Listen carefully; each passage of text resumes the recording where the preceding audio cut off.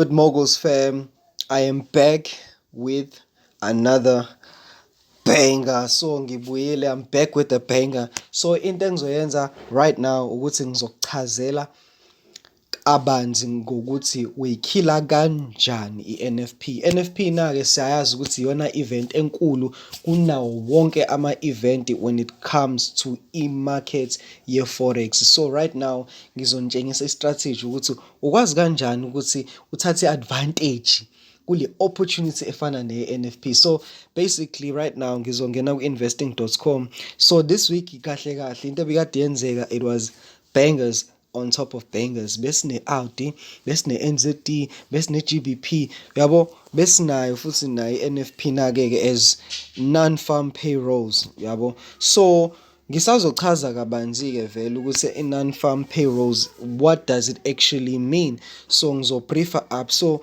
into eyenzakalayo ukuthi each and every month, every first month of Friday, first week nje ya Friday, kuba khona i-stats esiphumayo e-USA esibizwa ngokuthi non-farm payroll, which is unemployment rates, is the same thing. Basuke bekhipha i-stats laphana ukuthi bangaki iphesenti labantu whether they have been whether they have been employed or they have not been employed. So leso stats ke masiphuma isona esinyakazisa imarket ukuthi sazi ukuthi okay kwenzakalani kule case yabasebenzi in the US. So right now into engizoyenza, I will just click la ku non farm payroll. So kahle kahle into esibhekayo la, we look at this, yabo. Ngizowenza umzekelo nje la nize nibone. So basically ngizoqala la ku-May 07 just nje ngenza umzekelo, ngenze like ukuze ukwazi uku-understand ukuthi what do I mean. So basically lana into oyenzayo ukuthi u-check-a i-previous ne-actual. So i-previous yakho, if it is greater than i-actual, then you sell. But if your actual is greater than i-previous, then you buy. So let's check out umhla 7 May. Uthi umhla 7 May, i-previous yethu was actually higher than i-actual yethu, yabo, which is i-previous 770 and then i-actual 266, yabo. So then on the June 04 yenza njani? Yasela because njengoba ubona ukuthi it's red, so we sold. Same thing applies mase sifuna ukuya phambili ku July 02. We checked our previous, we checked our actual. 278 was our previous, and then 559, which is the actual, was our actual, yabo. So what happened there, yabo, ukuthi lapho i-actual was greater than i-previous, don't we bought, then it's bought, you know what I'm saying. So nakhona ke futhi lana ku July 02, 850 was greater than a previous. What happened? We bought, yabo. So basically that's how it is. So the next event we're gonna do the same thing.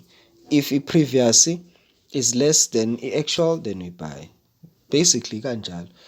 Akukho kunye, just you don't have to think about it kakhulu, because once you think about it kakhulu uzodideka. Ungadideki, just do exactly as I tell you, and I promise you, you won't miss it. You won't miss a non-farm payroll. So enye into kufanele uyi-understand ukuthi mangithi for instance njengoba u583 is less than i-actual ya 850, every pair ethi USD, every pair ethi USD, for example USD JPY, every pair ethi USD, on the left hand side you're gonna buy that pair,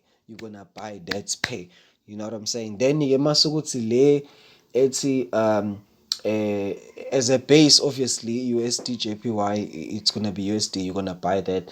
But the opposite, which is gonna be GBP USD, you're gonna sell it, you know what I'm saying. So yeah, basically that's about it.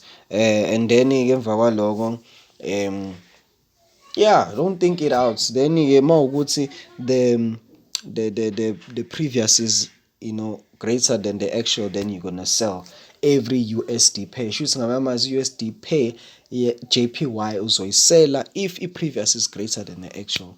So guys, that's actually what I wanted you to know, and this is an exclusive knowledge engifuna ukuthi ni-understand niyazi, and you won't get it anywhere except in Forex Moguls fam, you know what I'm saying? So nje I want you to like, ucommente down below, and for more info, you know what I'm saying, sine-Telegram, Telegram esinayo whereby ngisuke ngikunikeza like ama-signals and stuff. Nje basically that's about it, you know what I'm saying? Abashwe. Danke.